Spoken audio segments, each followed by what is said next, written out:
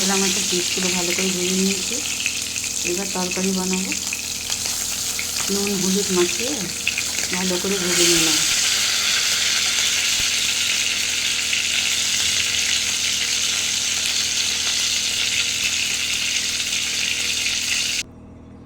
কড়াইয়ে তেল আছে, মাছ ভাজার তেল, আর একটু তেল দিলাম।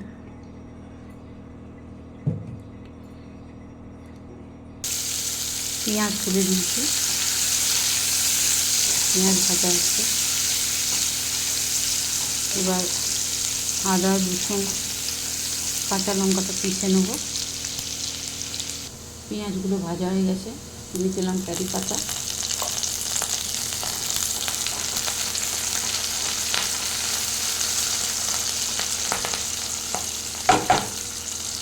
পেঁয়াজ ভাজা হয়ে গেছিলো, ওর মধ্যে দিয়েছি কারি পাতা, আর দিলাম কাঁচা লঙ্কা গ্রেপ করে, আর কাঁচা লঙ্কা, আদা আর রসুন তিনটেই কাদ্দুকাস করে দিয়েছি বারিক কেটে।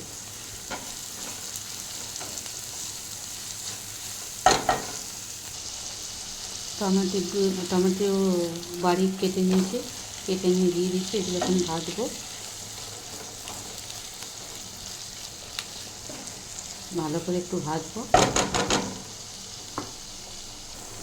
দেখুন হলুদ দিয়ে দিয়েছি, হলুদ নুন লঙ্কা গুঁড়ো দিয়েছি, দিয়ে এখন ভাজবো ভালো করে।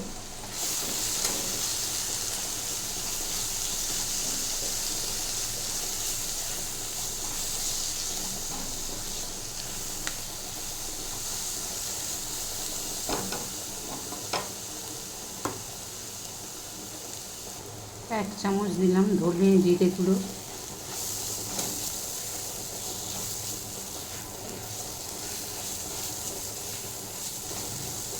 বেশি লাগবে না, এক চামচ দিলেই হবে।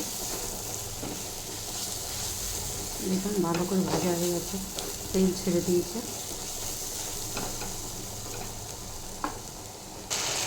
মাছটা জল দিয়ে তো আরেকটু ভেজে নিয়ে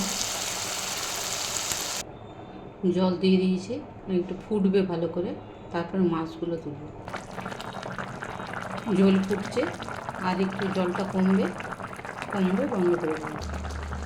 একটু ওপর থেকে গরম মশলা দিয়েছি, এভারেস্ট গরম মশলা একটু দিয়েছি উপর থেকে।